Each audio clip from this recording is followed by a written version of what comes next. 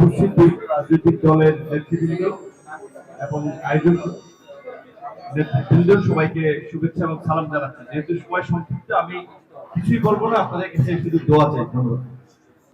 নিজাম ইসলাম party কর্তৃক আয়োজিত আজকের ইফতার মাহফিলের সংগ্রামী সভাপতি, উপস্থিত বিভিন্ন জাতীয় নেতৃবৃন্দ, ওলামা ইকরাম, সুধী মণ্ডলী, আজকে একটা শুভ সংবাদ। বাংলাদেশ এমন একটা দেশ যেখানে 92 লাখ মানুষ মুসলমান, 3.5 লক্ষ মসজিদ, 70 ভাগের মাদ্রাসা, 14 থেকে 15 লক্ষ আলেম ওলামা বাংলাদেশে। হজের পরে বৃহত্তম সম্মেলন ময়দানে সন্তান জন্মনে কেন আদান এখানে কামাত হয় যে দেশে। আজকের সেই দেশে কুপুরি আইন, কুপুরি কানুন, কুপুরি বিচার, কুপুরি শিক্ষা, কুপুরি সংস্কৃতি, কুপুরি অর্থনীতি চালু থাকার কারণে এই যে মুসলমানের দেশ, এটা তো ইসলামী তাহাদুস সামুদ্র দেশে এটা বলা যায় না। আজকে রমজানের মধ্যে আসিয়া নামক একটি শিশু কিভাবে ধর্ষিত হলো, বরগুনায় একটা 60 বছরের শিশু কিভাবে ধর্ষিত হলো, এবার খুললেই ধর্ষণের শিকার এবং ছোট ছোট বাচ্চাদের ধর্ষণ। এত অমানবিক একটা দেশে, মুসলমানের দেশে এটা মানায় না কেন? আমি পরিষ্কার বলতে চাই, যারা আমরা ইসলামী দল করি, ইসলাম মানে নিজাম, ইসলামের নিজাম কায়েম করতে চায়, খেলাফত আন্দোলন খেলাফত প্রতিষ্ঠা করতে চায়, খেলাফত মসজিদ খেলাফত প্রতিষ্ঠা করতে চায়, ইসলামী শাসনতন্ত্র বা ইসলামী আন্দোলন শাসনতন্ত্র প্রতিষ্ঠা করতে চায়, এত কিছু চাই। আজকে 53 বছর স্বাধীন হয়েছে, এর মধ্যে তো কোনদিন ইসলামী নিজাম কায়েমের জন্য, ইসলাম হুকুমত কায়েমের জন্য একটা জোরালো আন্দোলন হলো না। লজ্জা আছে প্রধানমন্ত্রী, আমরা লজ্জিত, ওই তারিখে আমরা লজ্জিত, সবাই আমরা লজ্জিত, তার উপর লজ্জিত হবে না। আপনার আজকের মুসলমানের দেশে এইভাবে নামাজ লজ্জিত হয় কেন? এই প্রচলিত আইনে, ব্রিটিশের আইনে কোনোদিন এই ধর্ষণ বন্ধ হওয়া সম্ভব না। ব্রিটিশের আইনে চুরি, ডাকাতি, ব্যবসা, টাকা পাচার এরা বন্ধ হওয়া সম্ভব না। এই জন্য দরকার হয়েছে যিনি সৃষ্টি করেছেন পৃথিবী, তার আইনে একমাত্র নিশ্চয় দিতে পারে এই দুর্নীতি, সন্ত্রাস, ধর্ষণ মুক্ত একটি সুখী সমৃদ্ধ কাজে আমি সবাইকে দৃষ্টি আকর্ষণ করছি, আমরা মুসলমান, এই মুসলমানদেরকে সত্যিকার মুসলমান বানানোর জন্য, আমাদের ইনসান বানানোর জন্য এই রমজান আগমন হয়েছে। এই রমজান হলো একটা অর্জনের মাস। আমরা যদি এই রমজানের এই কাপ অর্জন করতে পারি, ভালো মুসলমান হতে পারি, আর ভালো মুসলমান হওয়ার জন্য ইসলামী আইন ছাড়া কোনো বিকল্প আইন আর হতে পারে না। আমি সবাই দৃষ্টি আকর্ষণ করবো, আসুন আমরা সবাই এই ইসলামী শরিয়া, ইসলামী আইন, ইসলাম হুকুমত কায়েম করি। আজকে যদি আফগানিস্তান সারা দুনিয়ার মধ্যে ইসলাম হুকুমত কায়েমের জন্য একটা পরাশক্তি উদীয়মান পরাশক্তি হতে পারে, আমরা কি হলাম? আমরা কেন পারবো না বলেন? এই জন্য পাশ্চাত্য ধ্যান ধারণা ছেড়ে দিয়ে, পাশ্চাত্য আইন কানুন ছেড়ে দিয়ে আজকের আমরা আল্লাহ প্রদত্ত আইনের মাধ্যমে দেশটাকে আমরা পরিচালনা করতে চাই। তাহলে দেশের দুর্নীতি, দুঃশাসন, সন্ত্রাস মুক্ত দেশ আমরা পাবো, এই আশা রেখে আমি আমার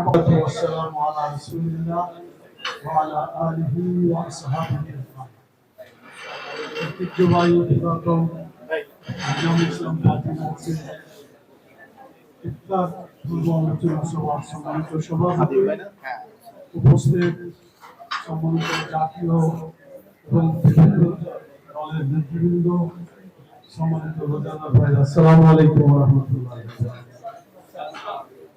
রমজান মাসের বৈশিষ্ট্য হচ্ছে শাহরুল রমজান ওয়াল্লাযী উনজিলা ফীহিল কুরআন।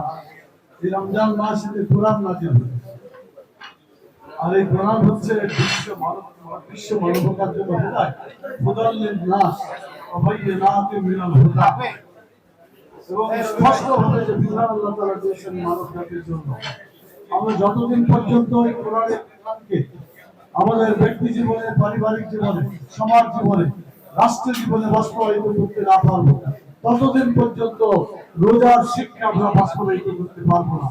ইসলামের যে মহান শিক্ষা আমাদের জীবনে সেটা বাস্তবায়িত হবে না। সেজন্য সংক্ষিপ্তভাবে যে কথাটা বলতে চাই, দুনিয়ায় মানব রচিত মতবাদ যত আছে, কোন মতবাদী মানুষের জীবনে শান্তি দিতে পারেনি, পারছে না এবং পারবে না। অতএব আল্লাহ প্রদত্ত যে জীবন বিধান, রাসূল সাল্লাল্লাহু আলাইহি ওয়াসাল্লামের প্রদর্শিত যে জীবন বিধান, সেটাকে বাংলাদেশে বাস্তবায়ন করতে হবে। 54 বছরের ইতিহাস, মানব রচিত মতবাদের ইতিহাস, মানব রচিত মতবাদের ব্যর্থতার ইতিহাস। অতএব মানব রচিত কোন আদর্শ মতবাদে যারা আন্দোলন করে, তারা বাংলাদেশের কোন কল্যাণ প্রতিষ্ঠা করতে পারেনি, এখনো পারছে না, ভবিষ্যতেও পারবে না। সেজন্য আসুন আমরা সিদ্ধান্ত নিই আমরা আল্লাহ সবকিছু আল্লাহ আইন চলবে আল্লাহ মানব রচিত মতবাদকে বাংলাদেশের জমিন থেকে উচ্ছেদ করে দিয়ে শুধুমাত্র একমাত্র কেবলমাত্র ইসলামী জীবন বিধানকে আসলে বাস্তবায়িত করতে করে আমাদের জীবনকে সুন্দরভাবে সার্থক করতে চাই। শেষ কথা বলতে চাই, আমাদের উপদেষ্টা সরকার ক্ষমতায় আছেন, আমি বলতে চাই যে তারা নির্বাচন করার দায়িত্ব তাদের। নির্বাচনের সত্যিকার যদি রেজাল্ট আমরা না পাই আর নির্বাচন হয়, এটা বাংলাদেশের জনগণের সাথে একটা তামাশার নির্বাচনে পরিণত হবে। অতএব আগে সংস্কার তারপরে নির্বাচন, সংস্কার ছাড়া বাংলাদেশে কোনো নির্বাচন হতে পারবে না, বাংলাদেশ 18 কোটি মানুষের মেনে নেবে না। কিন্তু আবার সংস্কারের নামে দীর্ঘসূত্রিতা করে অন্য কোনো কোয়ার্টারকে এই দেশকে পরিচালনা করার সুযোগ করে দেবে, সেটাও বাংলাদেশের মানুষ সহ্য করবে না। সেই জন্য যুক্তিসঙ্গত সময়ের মধ্যে সংস্কার করে বাংলাদেশে যত তাড়াতাড়ি নির্বাচন হয় ততই কল্যাণ হবে এবং মানব রচিত মতবাদ বাদ দিয়ে কোরআন সুন্নাহর আইনকে বিজয়ী করার আজকের এই দাবি ইফতার খাচ্ছি আমরা। এই ইফতার খাওয়ার পরে যে শক্তিটুকু হবে আল্লাহর আইনের জন্য ব্যয় করতে হবে, মানব রচিত আইনের জন্য শক্তি ব্যয় হলে কাল কিয়ামতে আমাদেরকে ওই ফল দিতে হবে এবং আমরা সেটাকে সফলতা লাভ করতে পারবো না। আসুন দুনিয়ার এবং আখিরাতের কল্যাণের জন্য মানব রচিত মতবাদকে প্রত্যাখ্যান করে শুধুমাত্র আল্লাহর বিধানকে, আল্লাহ রাসূল সাল্লাল্লাহু আলাইহি আদর্শকে আমাদের বাংলাদেশে কায়েম করি।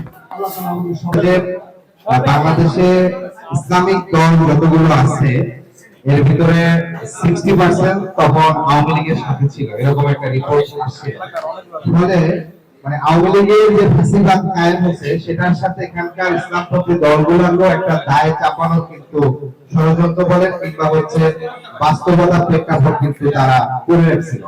ফলে ফ্যাসিবাদের বাহিরে যারা ইসলামপন্থী দল আছে এবং যারা এই দলগুলো নিয়ে কাজ করে তাদেরকে বলবো যে এর বাহিরে যারা সরাসরি ফ্যাসিস্টের ছিল, আমার মনে শেষ করছে 3রা আগস্ট হাসান মাহমুদ কয়েকজন আলেম ওলামা নিয়ে হচ্ছে প্রেস ক্লাবে একটা হচ্ছে করছে, মানববন্ধন করছে যে এই দাবিগুলো করা যাবে না। ফলে বাংলাদেশে যেহেতু 90% মুসলিম রাষ্ট্র, মুসলমান জনগোষ্ঠীর দেশ এবং এখানে ইসলাম মুসলমান এবং এদের দেশের যে ধর্মীয় যে মূল্যবোধ আছে সেই মূল্যবোধের সাথে সাংঘর্ষিক কোন চিন্তা কিংবা হচ্ছে পথচলা কিংবা রাজনৈতিক দৃষ্টিভঙ্গি কিন্তু বাংলাদেশের সংস্কৃতিতে কিন্তু সেটা মেনে নেবে না। তো অনুরোধ করবো সবাই মিলে আগামী একটি নতুন বাংলাদেশ গড়ে তুলতে বাংলাদেশের যে সাংবিধানিক কাঠামো, শাসনতান্ত্রিক যে কাঠামো, সেই কাঠামো পরিবর্তন করে একটি নতুন বাংলাদেশ এগিয়ে যাবে এবং সেই প্রত্যাশা এবং সকল রাজনৈতিক দলের কাছে আহ্বান জানাই। সবাইকে ধন্যবাদ। বাংলাদেশ নিজামী ইসলাম পার্টির আজকের এই ইফতার শুভ আয়োজনের সম্মানিত নেতৃবৃন্দ, যারা আমন্ত্রণ জানিয়েছেন তারা এবং যারা আমন্ত্রিত এসেছি আমরা সবাইকে আসসালামু আলাইকুম ওয়া রাহমাতুল্লাহি ওয়া বারাকাতুহু। ইফতারের সময় প্রায় কাছে, একদম কাছে। আমি বক্তব্য ওইভাবে দিচ্ছি না।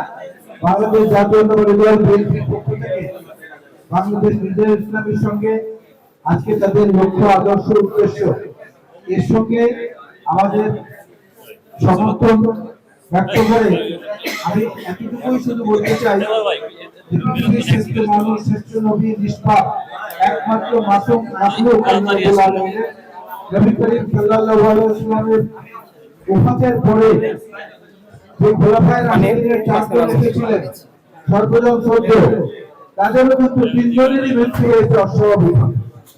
শাহাদাত বরণ করেছেন অস্বাভাবিক, কারণ তারা নীতির প্রশ্নে, ইসলামের প্রশ্নে, কোরআনের প্রশ্নে, সহিহ হাদিসের প্রশ্নে কখনো আপোষ করেন নাই। এই জায়গাটিতে যদি আমরা ঠিক থাকতে পারি তাহলে আমার মনে হয় না যে কেউ কাউকে সতর্ক করা কিংবা ধমক দেওয়ার কিংবা নসিহত করার প্রয়োজন রয়েছে। 5 ওয়াক্ত নামাজ হচ্ছে কাফেরের সঙ্গে মুসলমানদের পরিচয়ের পার্থক্য।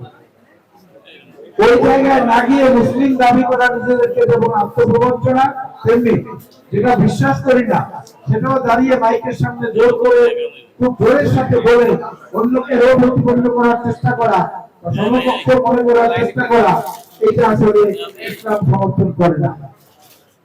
আমি মনে করি বাংলাদেশের বৃহত্তর কল্যাণের জন্য, সংখ্যাগরিষ্ঠ মানুষের দেশ হিসাবে ইসলামের কল্যাণ বাংলাদেশকে মৌলবাদের দায়ে যারা অভিযুক্ত করতে চায় তাদেরকে বলতে চাই, মৌলবাদ হচ্ছে মূল জিনিস। তো মূল জিনিস তো ইসলাম ধর্মের আগে বহু ধর্ম পৃথিবীতে এসেছিল, তাদের নামের আগে মৌলবাদ বলা হয় না। ইসলামের কথা এলেই মৌলবাদের কথা বলা হয়। ইসলাম হচ্ছে সর্বশেষ ধর্ম এবং সর্বশ্রেষ্ঠ ধর্ম, এটা কোনো মৌলবাদ হতে যাচ্ছে। সে প্রসঙ্গে আমরা যেন বেশি বেশি কথা বলি অন্য প্রসঙ্গের চেয়ে। অন্য প্রসঙ্গগুলো আসবে, পরে আসবে, কিন্তু এটাকে যেন প্রাধান্য দেওয়া হয়। আমাদের আমন্ত্রণ জানানোর জন্য বাংলাদেশ ইসলামী ইসলাম পার্টি সহ যারা উপস্থিত হয়েছে সবাইকে আবারও বিএনপির পক্ষ থেকে শুভেচ্ছা। আসসালামু আলাইকুম ওয়া রাহমাতুল্লাহি ওয়া বারাকাতুহু। নিজাম ইসলাম পার্টির পরিবারের পক্ষ থেকে আমি আমাদের সকল ত্রুটির কারণে ক্ষমা চেয়ে নিচ্ছি এবং আমার আশ্চর্য হয় আমাদের আয়োজনে অনেক ঘাটতি ছিল, এরপরও আমাদের জাতীয় নেতৃবৃন্দ, রাজনৈতিক নেতৃবৃন্দ অত সচেতন হওয়ার কারণে আমাদের সকল ত্রুটিকেই ওনারা ওইদিকে ভূক্ষেপ করে, ওইদিকে লক্ষ্য না করে আমাদের সম্মান দেওয়ার জন্য সর্বস্তরের সকাল ধরে তাদের উপস্থিত হয়েছেন। আল্লাহ তাআলা সবাইকে দান করুন। আমি বিশেষভাবে নিজাম পার্টির অত্যন্ত যোগ্য সিনিয়র আইনজীবী মাওলানা আব্দুল মাজাহারি, অত্যন্ত যোগ্য মহাশয় মাওলানা মুসাফির ইজহারের উদ্দেশ্যে বলবো, এই দল এবং এই দলের শিরোনাম, এই দলের ঐতিহ্য এবং ইতিহাস এটা সবাই জানেন বিদায় আমাদের সকল পরিচিতির পরেও তারা আপনাদের এত বড় সম্মান দিয়েছে। আমি প্রস্তাব করব, যেখানে এক পক্ষে নেহরু গান্ধীর সাথে শেখ আলী মাহমুদুল হাসান ছিলেন, মোজাম্মেল মদনী ছিলেন এবং মুসলিম ভাই ভাই সেটাকে রুখে দাঁড়ালেন কে? হাকিমুল মৌলানা আশরাফ থানভী। উনি লিখতে আরম্ভ করলেন, যার লেখা ধরে বক্তা হয়ে গেলেন আমাদের ঢাকা নওয়াব সলিমুল্লাহ। লেখাকে আনলেন 1906 সালে মৌলানা আশরাফ থানভী। আরো all Pakistan, all India Muslim লীগের সম্মেলন দেখে মৌলানা আশরাফ থানভী 200 টাকা পকেট থেকে চাঁদা দিয়ে মুসলিম লীগ গঠন করেছিলেন 1906 সালে। মোহাম্মদ আলী জিন্নাহ মুসলিম লীগ আসেন আরো 15 বছর। সুতরাং ভাই, এই সচেতন ভারত, এই সচেতন জাতিকে আগামী দিনে ভয়াবহ সকল ষড়যন্ত্রকে নস্যাৎ করার জন্য, দুলিশাৎ করার জন্য ইনশাআল্লাহ নিজাম পার্টির অনেক বড় ভূমিকা আছে। মাওলানা আশরাফ থানভীর উপরে একটা আন্তর্জাতিক সেমিনার করুন, যত লক্ষ টাকা লাগে ইনশাআল্লাহ আমি দেবো এবং এই দেশের করুন মাওলানা আশরাফ থানভীর সন্ত্রাসী এক পুরো টাকা বাংলাদেশে এক এই মাথার প্রতিষ্ঠাতাকে মাওলানা আশরাফ থানভী ওই হাজার মাঝে কয় হাজার কয় লক্ষ আলোচনা সৃষ্টি হয়েছে। সুতরাং অবদানকে এই একটা স্বাধীন 1947 স্বাধীনতা, 71 স্বাধীনতা, 2026 স্বাধীনতা বিশ্বের কাছে আলোকিত করার জন্য নিজাম পার্টির বিশাল ভূমিকা আছে, কর্তৃপক্ষের দায়িত্ব হিসেবে আদায় করার জন্য আল্লাহ আমাদের সবাইকে তৌফিক দান করুন। নেতৃবৃন্দকে, অতিথিবৃন্দকে আমার ধন্যবাদ জানিয়ে আমার বক্তব্য শেষ করছি। জাযাকুমুল্লাহু খাইরান জাযা। আসসালামু আলাইকুম ওয়া রাহমাতুল্লাহ।